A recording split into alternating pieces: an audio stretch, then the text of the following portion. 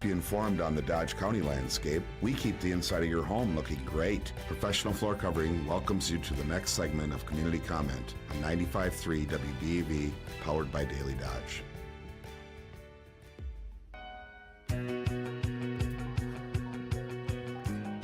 It is 95.3 WBEV, and welcome to Community Comment. And before we get rolling with the action with Ninja in the Daily Dodge TV studios, first wanted to highlight what's going on over at Professional Floor Covering. Kids, pets, and muddy shoes, as well as everyday spills, your floors have to handle a lot. That's why Professional Floor Covering in Beaver Dam features CoreTech luxury flooring. It's 100% waterproof, scratch resistant, and built for real life. Plus, it gives you the beautiful look of hardwood or tile without all the maintenance. Stop in with Randy and his team at Professional Floor Covering, 713 Park Avenue in Beaver Dam, or visit their website, proflr.com. And now, without further ado, here is Justin Wilski for today's Community Comment. Thank you, Jake, and we want to welcome everybody into today's Community Comment. Sitting down today for the first half of the show with the leadership team from Fox Lake, Wisconsin here. I've got Dennis, I've got Tom, and I've got Kelly Crombie here with us as well. And guys, good having you on as always. Thanks for having us. Thanks for having us. It's Fox Lake is one of those little gems in Dodge County. Big fan of the city, not just because of some of the great shops you got there, nice little downtown area, but beautiful Fox Lake itself. Nice little gem there as well. And you guys get the joy of being able to come on and represent it every so often with us. But of course, the reason we bring you on is because we'd like to get little updates about what's going on in the Fox Lake area. And the first question I asked you, and I said, "What are we talking about today?" And you said, "What do you want to talk about?" I said, "How's that construction going?" You had much to say right away. Yeah, I think people need to stop driving in the concrete, right? I mean, I think Sheriff Schmidt would agree. Right. That road closed means road closed. And if they do not drive into County Highway A and keep rooting this concrete, it's happened at least twice now. And it's really, it's putting the project back. You know, it costs the state more money to do the project then. You could get fined, you could get a big ticket, you could get restitution on the concrete. Mm-hmm. You know, so it's just, the detour is not a bad detour. It's just Highway B back to 33. Right. You know, it's about the same distance. And so if you're not driving to your house on A, just, you know, stay off of Highway A. That makes a lot of sense. I feel like it's common sense not to drive on the concrete, but, you know, sometimes people don't use their common sense. Do we think we have an end date in sight for when things will wrap up and people can not worry about driving on the concrete? The end date that they gave us right now was September 15th, so we hope that it materializes. Because we've got a good access to City Hall, but it still hinders somewhat. So it's you got to have patience, so it's going to get better. Right. Should people be anticipating any other major construction projects through Fox Lake that we need to be getting ready for? Yeah, not till 29. So the downtown area, that got pushed back from 28 to 29. So we'll have a nice little break here to plan and get ready for that one. And for anybody wondering, it'll be a bad idea to drive in the concrete then too. It's not going to change. I want to move on to another topic with you guys because you guys have, housing. I'm just going to say housing is a topic in every community, big or small. Having enough housing for everybody, having affordable housing for people. We've seen everything from communities putting in multifamily residential buildings to single-family homes or duplexes or condos. You guys are wrapping up phase 1 on a project right now, and it sounds like there might be more to come. Phase 1 there was 8 homes on the first phase that we had, and 7 of the 8 are sold already. So now we're working on the phase 2 with it, and that'll be another additional 14 homes up there. And they're coming along really nice, and they're nice, well-built homes. And you had mentioned apartments too. The apartments are really coming up. They're starting to rent some of them now too. So that's across from the old county building, and it's. We've got a lot of construction and condos we've got down on the backside that I see 2 available yet out of all of them that are up there. So it's, we've been blessed. People have been moving and buying, and even with used homes and that, they've been selling pretty fast, so it's been good market. Yep. I know sometimes the concern when it comes to these new homes being put in communities is that sometimes they're priced at a point where maybe people looking to get into them, it's out of their range. Are you guys seeing that these are pretty competitively priced for your area? Yeah, so they've priced them, Valito priced them from about like $330 on the low end to about like $430. So they had a couple of different models in the first phase, and so I think that, you know, it's a lot of money, but it's a good product, and you know, they're moving fast, and you know, really just want to give a shout out to Dodge County. The county board had that new community development fund that they so we got for the first phase to help kick that off. So an infrastructure grant. So we really appreciate the county's help on that, and you know, I think that's been a good project. Now, obviously, phase one wrapping up, about to go into a phase two then. Are you going to have to do any new infrastructure work for phase two, or is the city basically ready for that? So it's we don't have to add any, we just have to add the street, the storm sewer, sanitary sewer, all of the normal infrastructure Right. that, all the amenities that go with a normal city lot. Okay, not bad. When do you think ground will be broken on This fall. This fall. Yep. There we So go. we just approved the bids last week, so contractors are all lined up and ready to go. Now I feel like the houses are going up fairly quick. Like this isn't something that's been a 3-4 year project. No, well, it's been, some of the housing's been Right. 3 to 4 years, but they're going up really fast, and they're nice, really well-built homes, and lot size is good enough. Have you guys Some- had a chance to tour the houses at all? Yes, yeah. I know. Just recently had a conversation with some of you guys might know Mark Bourne. I had a little conversation with him off air, and we were chatting because him and his family just moved into a nice new house, and we were chatting about how he's got outlets every 5 feet. He doesn't know what to do with all the outlets, and thinking about my house built in 1901, and I have an outlet about every 5 rooms. So it was a fun debate. But new construction always nice. Multifamily construction, you said those are renting as well. Are you seeing a good influx then of people coming into the city, or are these people who are already living there who are maybe moving to something new in the city? I think the influx of new people moving in, because I know I've been around forever in Fox Lake, and there's a lot of new faces, which is good. And what I like about it too also is it's a mixture of young and old, because I mean, our school is one of the most important things, and we went through that when it was closed, and we fought to get it open, and the school and our own police force and that is just, it's so important to have your own identity, and Right. yeah, And of course, school year just around the corner, so yep. big.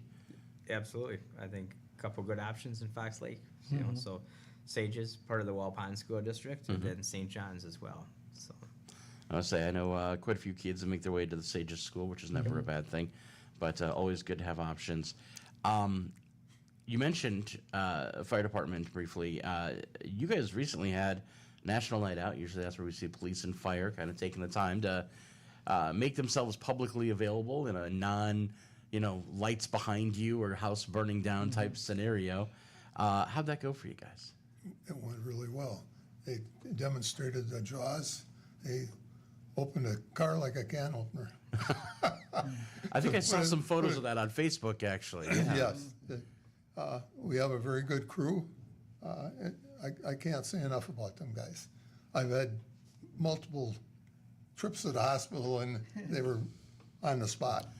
I mean, it's always good to know that you can say that from personal experience, and obviously Oh, you're yeah. still here, so they must have done a good job. Yes, they did a very good job. Yeah, Fox Lake is really blessed too, because we've got it's a volunteer, and they're committed. I mean, it's just, we are really blessed to have the people that we've got on both the fire department and EMS. Yeah. I know some smaller communities will have volunteer fire department firefighters that maybe cover multiple communities. Do you guys have that in yours? Do you know? we have a couple that might be a member. I think they're mostly all just Fox Lake. Okay. We do a lot of mutual aid with Randolph, though. So every fire call, both Randolph and Fox Lake typically respond. That makes sense. Yeah. Then backfilling for EMS as well. So And I know previous occasions, I know you guys have been called out sometimes mutual aid for like Waupun, even Beaver Dam at times if necessary. which is never a bad thing either. Absolutely, and that whole Mabus system that they have, that works pretty nice, and dispatch knows who to call, and they're always happy to help each other. At National Night Out here in town, I got to see that system on a screen with all the calls and everything that was coming in, and I thought, boy, it'd be great to have access to that as an individual, but they don't let you. But that is really cool the way they can all come together. Reaching the end of the summer, which means we got to be reaching the end of the time that the pool's going to be open and doing its thing. Do we have dates on that? Pool will close. The last day is going to be next Sunday, or this coming Sunday. This coming Sunday, which is 17th, the I believe. 17th. Okay. And obviously, a lot of free pool days. Every day was free this year. Every day. Quite a few free pool days. Give me a recap on how that's been. What have we seen this summer? I think it's went really well. Everything was free, so. Right. And the only thing that held us up a few times was weather reports, and the air turned cold for a few times, well, then they won't open it. Right. And had free ice cream certain days. A couple, 3 years ago, it was Kelly's idea to see if it would be sponsored, and I mean, that is just, people are calling in asking to sponsor days and that too, and some of the surrounding communities are doing that now too. So it was just a great idea for the families and everybody, because a large family, let's face it, it would be expensive. Yeah. But they got free swimming, and like Denny said, some days there's free ice cream or stuff like that. So it's been really good. Yes. Have we already started looking ahead to next year? No. No, we'll do that in about January.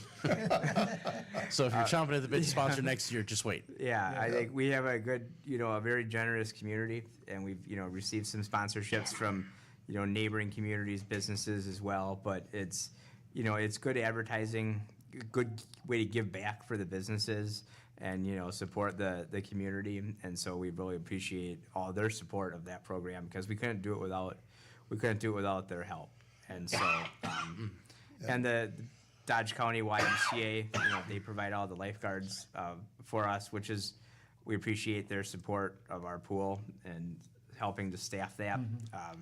So, Speaking of starting for next year, well, Kelly's got budget right now, so that's gonna take a lot of his time. Sorry. Yeah. Let's wrap it up. Sorry. So we Don't know where that came appreciate you having us on today, and I think we got a lot going on in Fox Lake. If you ever want to come up for a good meal, spend some time on the lake, do a little shopping. We have a number of restaurants that kind of have something for everything, from pizza to Eggie's Diner to the more formal, the Shores or Cabbies, supper club experiences. So we've got a lot of different dining options, and good golf course too. So lots of different things to come up and do, and we're 5 minutes from Beaver Dam. So we're happy to have everyone come up if they can. Well, Dennis, Tom, Kelly, thanks for having you guys on today. Thanks for putting up with my last-minute coughing fit there. Boy, that came out of nowhere. Look forward to having you guys on again. Make your way to Fox Lake. Check it out. And stay off the concrete, people. Yeah. Stay off the concrete. We'll be back with more community comment with Washington County Executive Josh Schoemann next on 95.3 WBEV.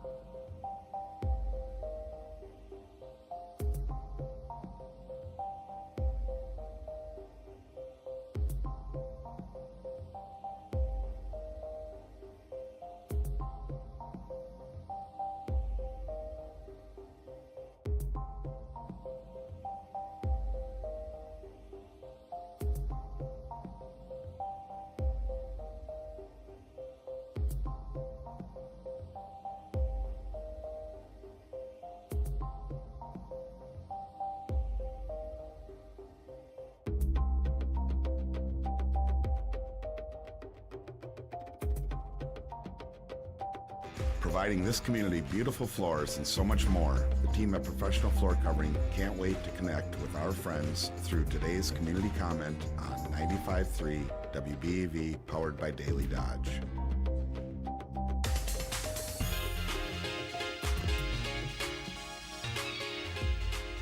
And we are back with more community comment here on 95.3 WBEV. We send it down to Ninja in the Daily Dodge TV studios with more community comment. Thank you, Jake, and welcome everybody back into Community Comment. We have a guest now joining us on the phone. That is going to be Washington County Executive Josh Schoemann. Josh, good morning. Good morning. I am looking forward to talking to you this morning. It was great having you on the show. Good to be back. Got a list of topics we wanted to touch on. And before we do, I wanted to ask, how was Washington County Fair? How'd it go? Oh, it was amazing. Thanks for asking. And I'm excited to come over to the Dodge County Fair shortly, and hopefully everybody gets a chance to head down to the State Fair here soon. But for Washington County, we couldn't have timed things better. I think the good Lord had us in mind when he was planning out this summer, because the weather was perfect right in between those really two hot stretches, and we saw the highest attendance we've had in about a decade. So absolutely beautiful week, a wonderful time, and I think a lot of the kids did real well at our auction too, which is always a blessing. I know we had a lot of fun. We were out there represented a little bit during the fair as well, which is one of two that we get to spend time in. And Yeah. I'm hoping that as many people from Dodge County has made their way to Washington County, we'll see a bunch of those Washington County residents making their way over next week for the Dodge County Fair. Oh, absolutely. I certainly will be planning to make the trip over there, and I know I saw more than one or two folks over from Dodge County taking in Collective Soul and Dustin Lynch. So I'm sure we'll be reciprocating here in a week. Yeah, for no other reason. I mean, George Thorogood's going to be out there, right? So that's well worth the time. There you go. Exactly. Well, you'll have to swing by. I'd like to go see the kids in the auction, but yeah, we'll go catch a concert too. There you go. You have to swing by Radio Park or Good Karma Park and say hi when you make your way over there. All right, yeah, we'll do that. That sounds fun. Last time we talked a little bit about kind of a proposal, a conversation that was being had, and some work that was being done towards a countywide EMS system. Yeah, it's been quite a project, and I understand Sheriff Schmidt over in Dodge County has kind of initiated similar discussions with your volunteer and full-time departments. We're doing the same thing here in Washington County, and we are now about 3 years into this project, but really in the first month or so of bringing everything out, actual formal proposal to the public for public consumption and debate at the different town, village, city boards, and now at the county board. And this Wednesday night, we're going to present to the county board for the first time the proposal that the fire chiefs, the chief elected officials, and the municipal administrators have developed that I kind of helped them bring to a head after about 6 or 7 months of some pretty intense back and forth, and looking forward to the discussion and working with the community to actually tighten it up a little bit more, put our taxpayers first, but also achieve our highest priority of a safe and secure community with these important life-saving services. Now, for those who don't understand why the purpose or what the need there is for a countywide EMS system, explain what benefit that brings to the community. Yeah, so the real challenge today is much different than it was, say, 50 years ago. 50 years ago, a lot of volunteer fire departments got into the EMS business. This is the late 1970s, kind of because it was a moneymaker. Of course, at that time, the demographics of Wisconsin and our counties were much different. Today, we're a lot more gray-haired than we were back then, and our populations have grown. And so now it's turned into a big expense for these departments and then subsequently for the municipalities. It particularly is acute for towns. In Wisconsin, town government has a statutory mandate that they must deliver EMS services, even if they don't have their own fire department or fire and EMS department. And so at the same time, they have very strict property tax restrictions that is their basically their only source of revenue. So no new money and these big increases in expenses that are mandated from the state have created really a perfect storm of challenge for them. It's not a lot different with villages and cities. So what we're really seeing is a lot of these both volunteer and full-time departments financially strained, while the call volume is going up 50% in just the last 7 years and projected another 100% in the next 10, and volunteerism stagnating. The revenue is just not been able to keep up. So our goal with the county EMS system is to come in as a partner alongside the towns, villages, cities, and departments, and try to create a sustainable system for our EMS system that has served us so well for the last half century. And I think this is something where people need to understand that, programs like this, a process like this, it does come at a cost. But part of what you guys are doing is looking at ways to minimize that impact to the taxpayers. Yeah, that's right. I think it's important for everybody to know with stagnant or declining volunteerism, rising expenses and rising call volume, there's really no way to deliver the service cheaper in the long haul. Could you for a year or two maybe, things have been suggested to us like just the county takes over EMS and does that as a countywide department, or we privatize. And while it may save some money on the front end, in the long haul, it certainly won't. So the question, I think, really is how do we preserve the system that served us so well for the last 50 years and then get more efficiencies by working together with one another? I think it's kind of the worst kept secret in town that the local municipalities and the fire departments have always had a challenging time arguing with one another and bickering back and forth, just like a big family. But what's been heartening about this process is the fire chiefs actually came to us at the county level 6 years ago already, and then again in earnest about 3 years ago, and said, listen, we've got a major problem coming. We need your help. And in the last 7 months in particular, we've had the chief elected officials from every town, village, and city, every fire chief, every administrator, and the county all in a room, and nobody was harmed or hurt or died. So we're really all working together for the same goal, and that is how do you keep that cost curve bent down, protect the taxpayer while making sure we have high-quality life-saving services in EMS all across Washington County. And this is a discussion that's not just happening in Washington County, but a lot of the surrounding counties and counties across the state are talking about that's right. very similar things. They really are. I mentioned Sheriff Schmidt has started the dialogue in Dodge County. We've had folks from Jefferson and Racine County reach out to us wanting to know what we're working on. Our friends in Ozaukee County, they have gone through a study with the Wisconsin Policy Forum it's now called. They had a couple of different things happen, including Ozaukee Central District, where Grafton and Saukville consolidated and went to referendum. In Washington County, we've seen some referendums. A volunteer fire company in Richfield that had well over a century of tradition in that community ended up dissolving and becoming a municipal, full-time, now unionized department. And we're seeing our neighbors now in Waukesha County in the city of Muskego. They're going to referendum. Historically volunteer fire EMS.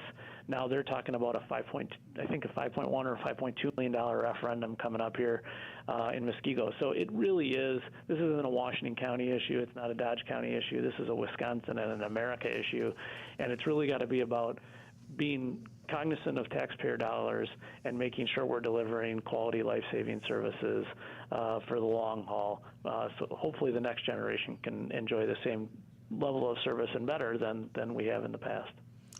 For every taxpayer out there, there's always the concept of what am I getting for my money? What's the tax benefit analysis that comes out of having to put money into this? What are you kind of seeing as a proposed potential impact taxes wise? And go ahead, please. And what have you heard from people about that? Anybody that's talked to you about it? Yeah, people are very concerned about it, and they have every right to be. It's the first thing I've heard about when I knocked doors and the first thing when I was on the campaign trail across the state that I heard from taxpayers. They're seeing these significant increases in electricity rates and gas costs and in property tax bills, in large part thanks to the 400-year tax veto that happened now coming from school districts. So they're feeling the pinch from every direction. So the last thing they want to see is another tax increase come. And so our initial proposal that came from the chief electeds, the administrators, and the fire chiefs creates a new EMS tax levy to the tune of $3.5 million. It would be a 12 cent per thousand impact on the average home here in Washington County, so that it equals about $50 a year. And now it's been given to the county. So my goal as county executive is how do we achieve what those folks have brought forward to us and do it in a way that's tax neutral, or maybe even saves a little bit of money on the tax rate to our taxpayers. So, I mean, that's the challenge we're facing is, finding the balance between keeping things affordable while delivering services in an era where we're seeing, skyrocketing demand and call volume. And it's a huge challenge, which is why you're seeing everybody across the state and the country facing it and wrestling with it. What kind of a timeline are we looking at now? I know you said we're about to put this in front of the County Board of Supervisors. What are the next steps? What are we looking at for a turnaround on this project if it keeps moving at the rate it's going? Yeah, so for us, it's typical that we would have one committee meeting 1 month, so say in July, and then the county board would take the issue up the next month, say in August. But in this case, this is such a huge issue that the whole state and country are wrestling with that we really want to take our time and get it right. And there's plenty of room for improvement. So we're looking for the feedback to make those improvements. We started with our Public Safety Committee back on July 29th. We're going to the county board this Wednesday, giving them the same presentation Public Safety Committee got, looking for some feedback from them. Later this month, towards the end of August, we have 5 listening sessions across the county where we're going to ask the community to give us feedback. And then we're going to come back to the Public Safety Committee again in August and potentially again in September to get their final input and feedback before we have a final proposal to put in front of the county board. So, I think it takes all voices to make good public policy. We're certainly trying to take our time and get it right over about a 3-month span. And then hopefully have something that the county board can approve in October and ultimately effectuate in November as part of our 2027 budget. So we are talking with Washington County Executive Josh Schoemann. We are going to take a quick break. When we come back, we're going to dive into a different topic here on the docket. So stay with us on 95.3 WBEV.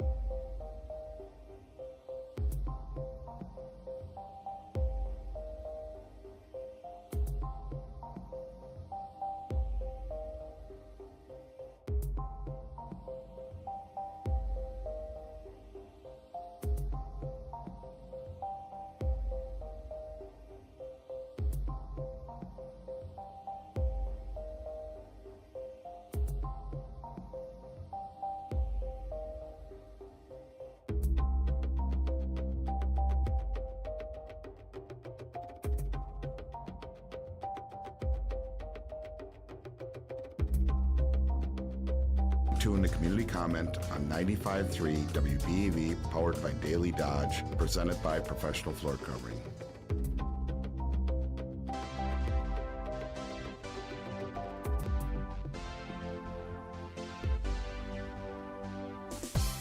And back with the last segment for today's Community Comment on 95.3 WBEV in the Daily Dodge TV studios. Here's Justin Wilski.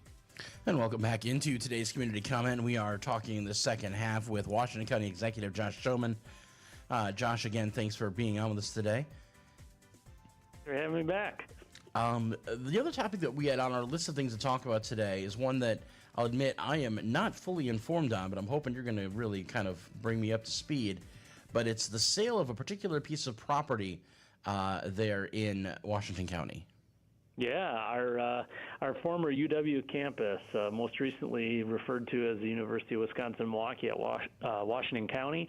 It's a 200,000 square foot facility and 80-acre piece of property that has been part of the county's portfolio for the better part of about 60 years now, and as of last week, it officially has been sold, the buildings that is, and about 25 acres of the land to a local Christian school, formerly called Ozaki Christian School, and now called Faith Ridge. And so, we were one of the 13 two-year campuses of the UW system.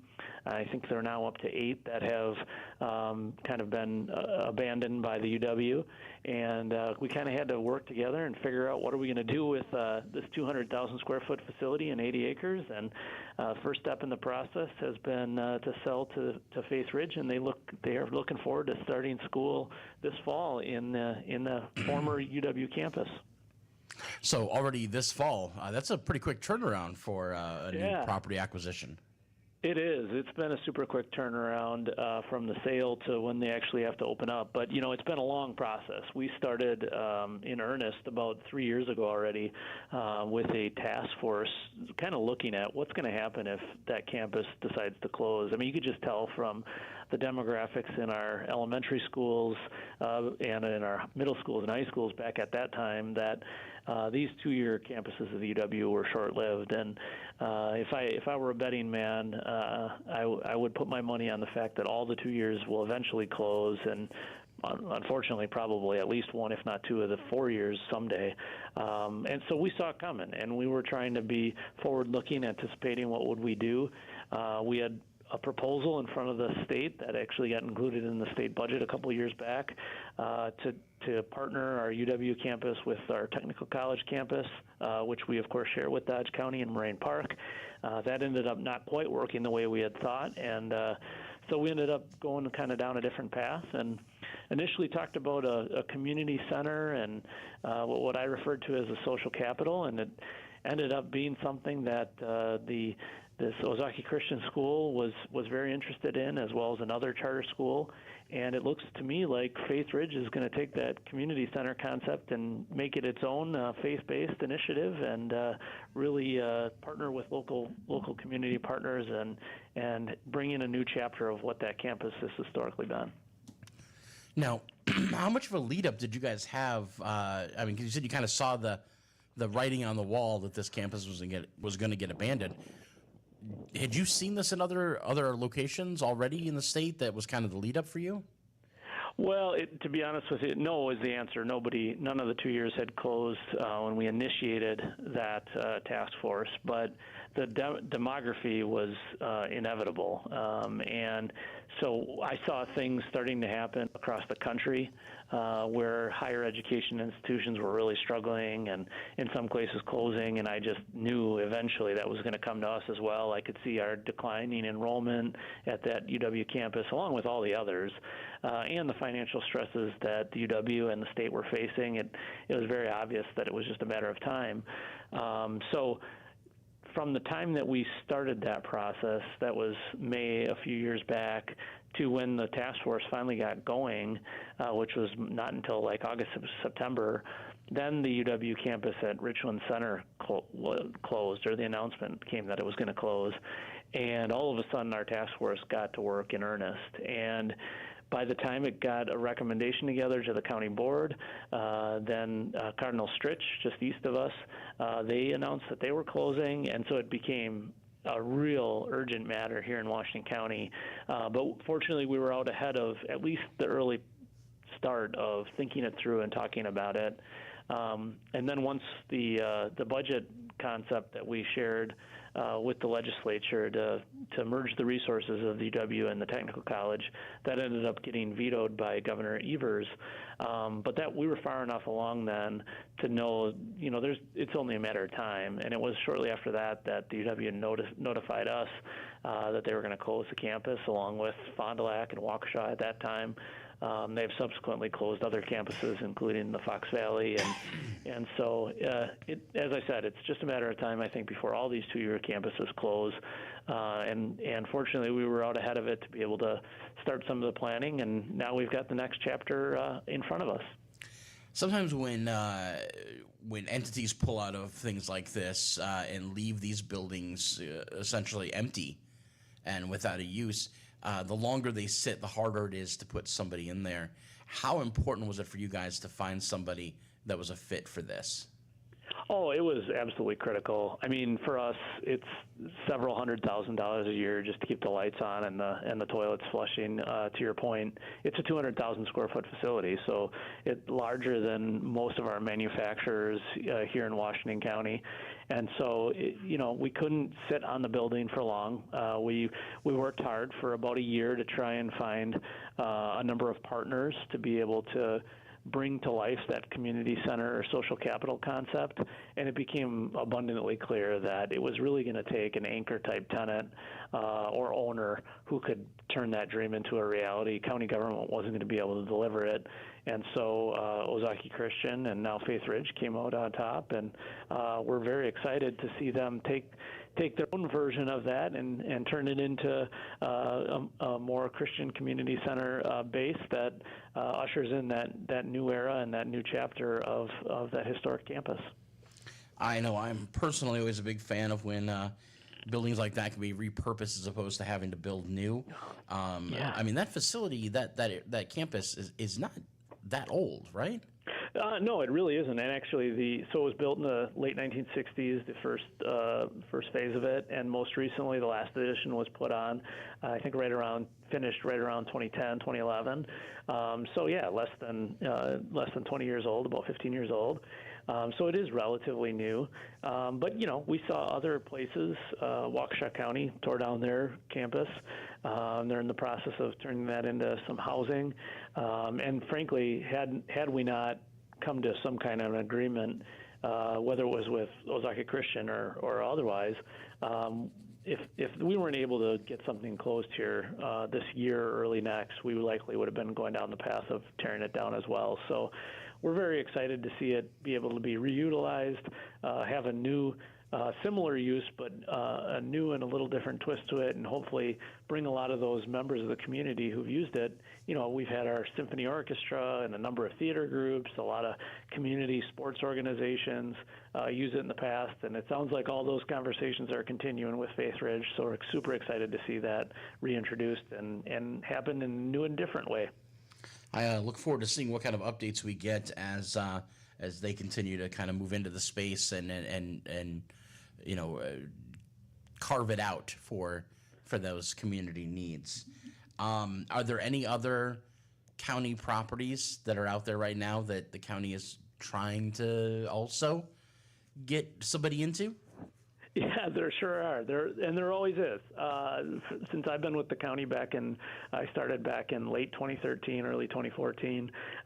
We have sold now upwards of 500,000 square feet of properties or of buildings and hundreds of acres that we've put back on the tax roll or provided to other nonprofit agencies.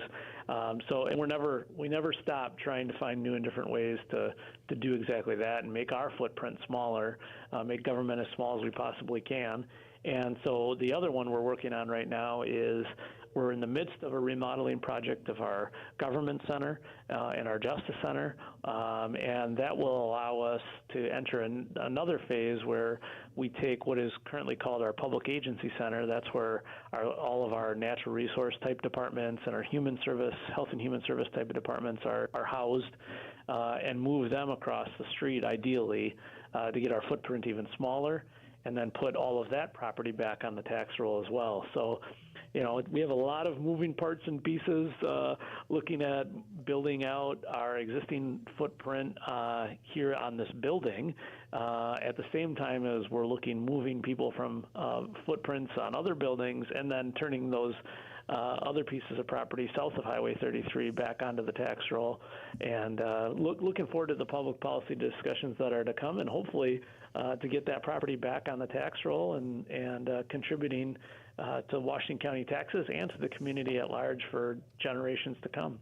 There we go. Always good to have more businesses and things on the tax roll contributing back into that tax amount. We unfortunately have reached the end of our window of time to talk with you today, Josh. But I wanted to give you a brief moment to let everybody know if they want to reach out to you, if they want to find out what's going on with their Washington County government, how do they do so? Yeah, best way is to go to our website, washcowisco.gov, or, just call my office, 262-306-2200. Always love to hear from constituents and even neighbors over in Dodge County or otherwise. So thanks again for the opportunity to chat, and hopefully we'll talk to you next month. All right, sounds good. Thank you for coming on. This has been today's Community Comment.